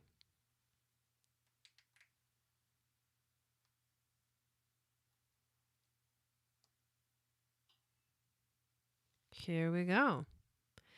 Well, so exciting to look at your chart for the first time. So you are a sun in Pisces, which means you're very intuitive. You have a very powerful emotional expression about your soul. Like you're super tapped in. Pisces is like psychic, whether they realize it or not. And with Mercury right there too, conjunct your sun exactly at 24 degrees, you are very psychic. Like I would not be surprised if you receive messages like on a regular basis, like, and your intuition is very, very strong. That's the first thing that jumps out at me. There's your moon. You have moon in Aquarius. Okay, so this is like a prophetic energy for the moon to be in. It's an air sign. So my baby boy is 6 feet tall. It's an air sign. So it's definitely a different kind of emotional expression. It can be very aloof for sure. It can be like detached emotionally. And so you have to work with getting in touch with your emotions a little bit more, like dropping from your head to your heart. Often, but you will also have this very prophetic type of activation and intuition when it comes to your emotions. It's really powerful. Where's your Venus? You have Venus in Aries, and she's with your South Node. And that's interesting because any planets with the South Node can speak to past lives or karmic lessons that you're here to learn. So there's a relationship or relationships in general that will teach you a lot about yourself and will help you to learn how to let go of the need to always try to do everything yourself and to try to work with people and collaborate with people a little bit more. That's your North Node. That's your destiny. You're here because you learn to collaborate with people and work together and be in relationship and try to be less independent. As difficult as that may sound, you also have North Node in the 6th house. So it's a little bit like having the North Node in Virgo. And that is about anchoring yourself into this like 3-dimensional reality, focusing on your daily life, focusing on your health, and also being of service. You're here to work with people and also be of service. So that's really important too. So that's Sun, Moon, Venus, and the nodes. Your Chiron journey, you're on an Aries Chiron journey, which means you're here to learn who you are. Like your journey in this lifetime is to learn who you are, to find your identity, to figure out like, why am I here and what do they want from me? Literally, those questions come up for you a lot in your life. With the Gemini rising, you are ruled by the planet Mercury. And so this intuitive aspect of you is very strong. And it becomes one of the strongest points in your chart because it is the ruler of your chart, that mercurial energy in Pisces, which is about intuition. Let's see what else jumps out at to me. You have so the fire energy in your chart is really strong.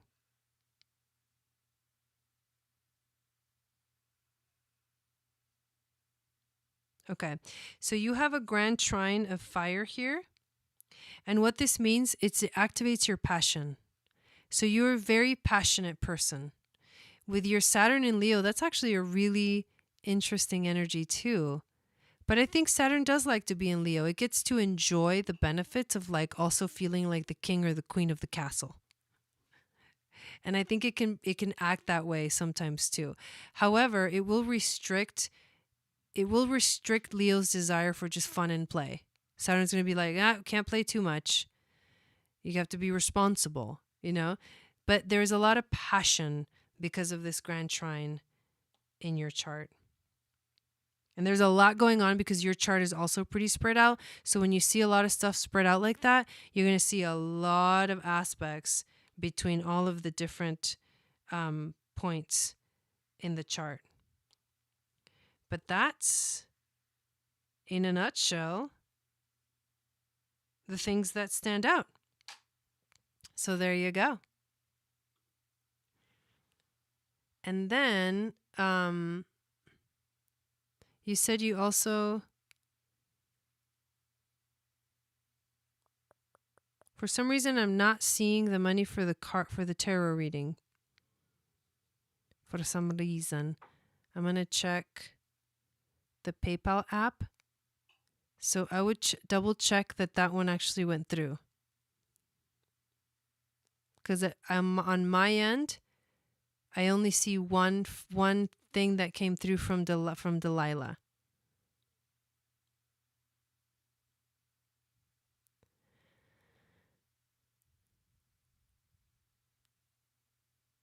She has Uranus opposition coming up soon. Wendy, I love it. Yes. Yes. And also it's going to be a little while because Uranus moves really slow. So it's got to catch up to 11 degrees of Taurus. Right now it's, I think, at 7 or 8. So it's going to take a minute. But yes, it is coming up soon, which means the Uranus opposition is like a very powerful activation in someone's life that happens around between 42 and 44 years old. And it really shakes things up in your life. It really does. So to be prepared for it, I would recommend reading a book called by Barbara Handclough, The Kundalini. Oh God, I never remember the name of it. Something about the Kundalini. God, I totally don't. Yeah, thank you, Wendy. Astrology and the Rising of the Kundalini by Barbara Handclough. That one's really good to listen to prepare for the Uranus opposition because it can tend to really shake things up and activate things very strongly. So Shannon looked it up. So it's coming up May 2021 to April 2022. Okay, cool. Which transit is that on 42? Uranus opposes Uranus in your chart. Transiting Uranus opposes natal Uranus. Yeah, it is a really powerful book. So do you have Uranus in okay, there it is. Now it went through Delilah. Do you but we're going to do Dawn's reading and then Delilah's reading. So put up your information, Dawn, for the second reading. And what was I going to say? If you have Uranus and Scorpio in your chart, Rebecca, then and depending on what degree, it'll be coming up as well.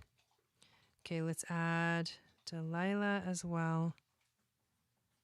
2 times. Okay, so whenever you're ready, Dawn, and then whenever you have your question ready, Delilah, I'll let you know. Because I think Dawn wants a transit reading. I think that's what she wanted. Oh, it's because, I know why. It's because of all the Pisces. You want to look at that, don't you? Oh my God, that's so funny. Okay, here we go. 12/10/64.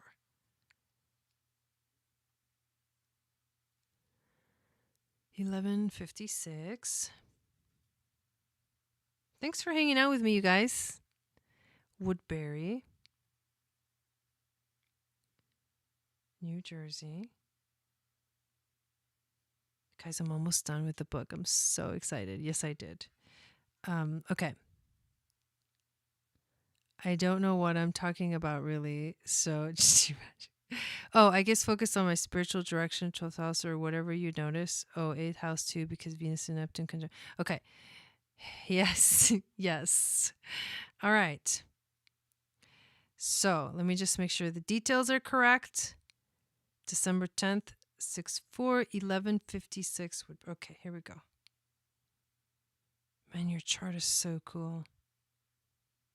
Have you seen it, like, just by itself? Look at this. There's something really cool about that epic grand trine right there.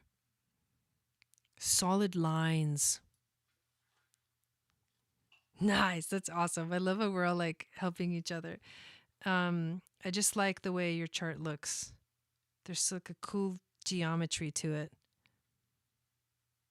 Okay. So, current transits.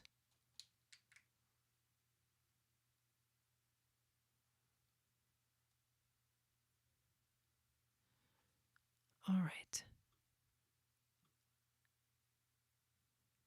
There we go. So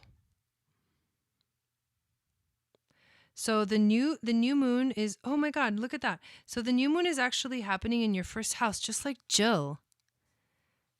That might be why it feels like such an interesting energy for you. This is an interesting energy. It's like, how do you deal with Pisces in the first house? Like, how do you embody that? And it does feel like you're floating. You may be feeling that very much. Like there's a floating energy. What's also getting activated with all this Pisces in your chart and this new moon too is your healing journey. Remember, like, I think one time when we talked about how you are healing your relationship with God in some way, shape, or form. You are healing your own relationship with your divine essence and with divinity itself. So this is like, hey, Chandra, welcome in.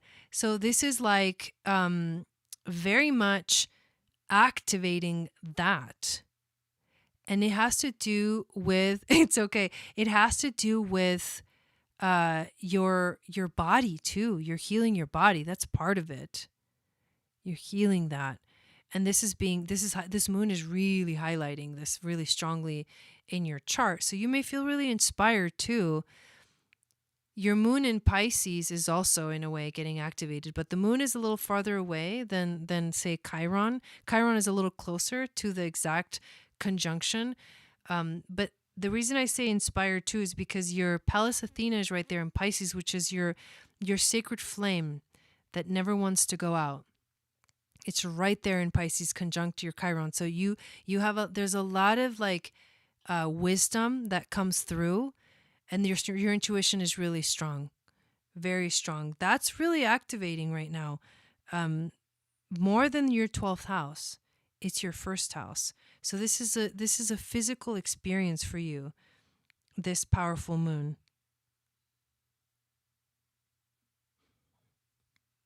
Let me see what else jumps out here. And then you are also going through that, that nodal return. North node, south node.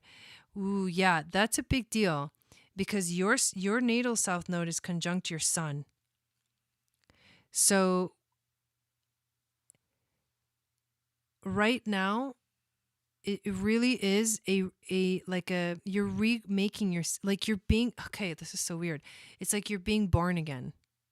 I know that sounds super weird and awkward, but you are being reborn because your south node and your sun, who's right there, is going through a clearing. Like, it's a karmic release for you.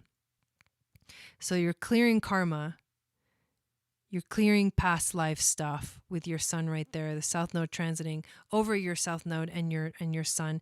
And you're also you're emptying the cup because there's you had to refill it.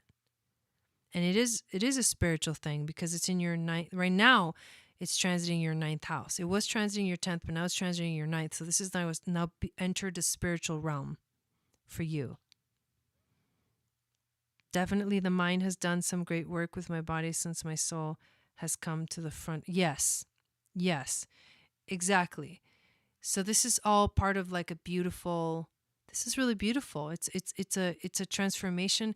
It's a trusting more in your own divine abilities, in your own intuition. Because I remember too, when you first started working with me in the Moon Goddess trainings, it was like I remember you expressing you're very new to all of this stuff. And now that you've accepted it and brought it in, it's like this moon is really highlighting that and activating that. And now that you've done more work to accept these things within yourself, it's like it's really opening up a new door.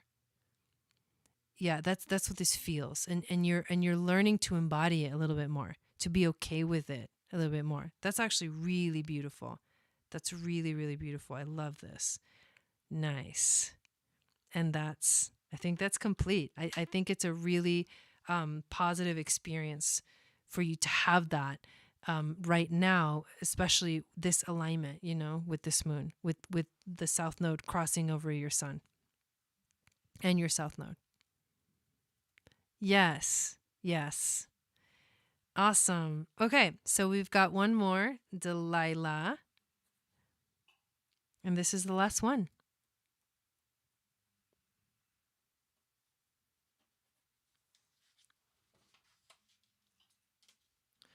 All right. So just whenever you're ready, put your question up on the screen.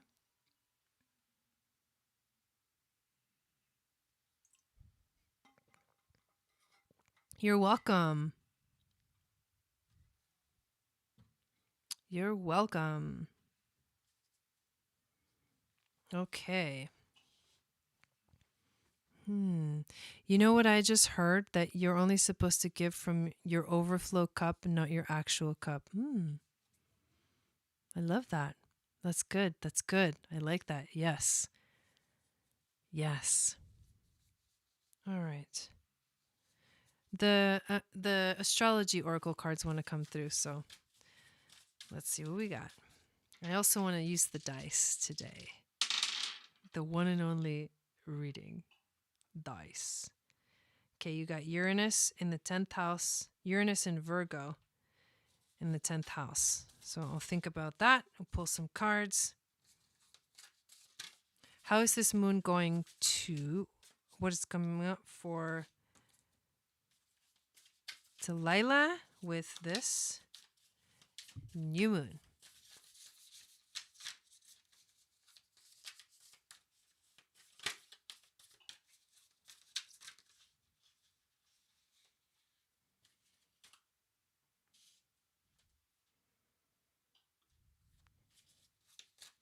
Okay, let's get one more of these.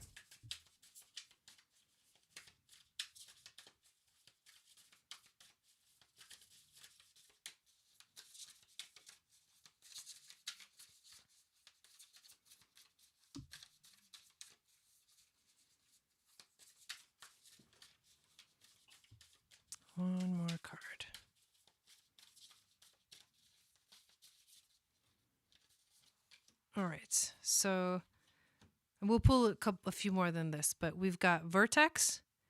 The vertex point in the chart is a karmic point. It's also a point of synastry. It's fated connections, but what it represents is a turning point.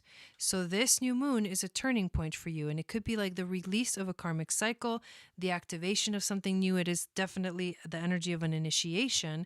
You also get the 11th house, which is ruled by Uranus, which we got Uranus from the Astro dice as well. So this is revolutionary energy. This is about, it is the house of friendship. So the turning point could have to do with some kind of a relationship, either a friendship or an acquaintance or a connection to an entire network of people. But it is a very revolutionary, and it means a lot of change. And the change can definitely be unpredictable because Uranus has a very unpredictable energy. Now, we did get the conjunction, so I do want to pull one more card to get clarification for the conjunction card. But it is a harmonizing thing. It's a merging. But merging with what? That's what I want to know. What is this merging with? All right. Oh, interesting. Conjunction and an opposition. Okay. So there's a duality here. I feel like you're feeling a little bit of Two of Swords energy. Like there's a turning point and there's a decision that needs to be made, but you don't know if you're over here or you're over there. So how are you going to find the balance between the two? Let's pull one more card. How is she going to find the balance between? So I feel like you're unsure of something. You're trying to figure it out. Do you want to be fully with it, or do you want to, be against it, kind of a thing? You get the North Node. Okay, how do you find the balance? You start working towards your life purpose. What did we just say your North Node is in? I can't remember. You start working towards the things that may feel uncomfortable, may be outside of your comfort zone, but they are the things that are this moon is guiding you towards. That's how to resolve. That's how to find the balance between the dualities. What's your North Node? I can't remember from your chart. Oh, Regulus comes out. Okay, so Regulus is the star at the heart of the lion in the constellation of Leo. It is about courage and strength. Strength and fragility teach us how our vulnerability is purely a blessing. This is about stepping into your courage, connecting to your heart, being okay with unexpected things and unexpected changes, because that's just naturally going to happen. It is also about there's being of service, right? The Virgo energy is being of service. It's also about being organized, and a lot of this change may show up in your life, in your career, in how you show up in the world. It will also show up as well. Let's pull a Sedona card as well. So I think this moon overall is activating your life purpose, your destiny. It's like asking you to go into that direction.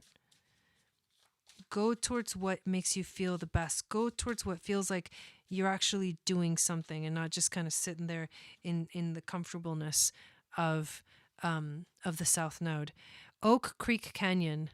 I love this. Moving to another level. Yep. So this is like an ascension process. You're moving into another level. You're awakening your mind. You're expanding your mind. Uranus is doing that for you. And you're stepping into a whole new level. This is like literally, you're going from here to here. And this new moon is going to activate that for you. So there you go. That's what we got. Very, very cool. Thank you. I like that. I got to do a tarot reading for the last one. That was awesome. So, okay, you guys, thank you everybody for being here. I really appreciate it. Tomorrow is the new moon, so we will be back at same time, 6 p.m. Pacific, 9 p.m. Eastern, to do our new moon ceremony. So I hope you guys have an amazing rest of your night. And I'll see you guys again tomorrow. And then this whole week, I'm going to be like really busy working on readings and the calendar. And when it's ready, I will let you guys know. I'll send an email out to the email list. So make sure you get on my email list. Download my free moon astrology guide to understand what your psychic gifts are based off of your moon sign, and then receive the moon magic report and other special things that I send out on email as well. Tomorrow, the new episode, the new podcast episode comes out. It's called Spiritual Synchronicities with Water Baby from Water Baby Tarot YouTube channel. And it was a beautiful conversation. I got to hang out with them today again, and it was like just so much fun. Wow, that sounds like how I felt prior to the opposition too. Interesting. Thank you guys. Yeah, I appreciate you being here and hanging out with me for these mini readings. And everyone that got a reading today also gets entered to win the giveaway for the month of March, which will happen at the end of March. Yeah, you're welcome. So check out the episode tomorrow. Make sure to sign up for the spring webinar that's available. There's a link in the description. We will be going live in about a week or so to talk about the astrology of the spring. So thank you. Love you guys. Thank you to all the moderators, Wendy and Christina Maria. If you want to learn astrology, yes, thank you for putting that up there, Christina Maria. You can check out my Aquarian astrology modules to learn astrology. Rebecca and Shannon, thank you. Love you guys, and I'll see you tomorrow. Sat Nam.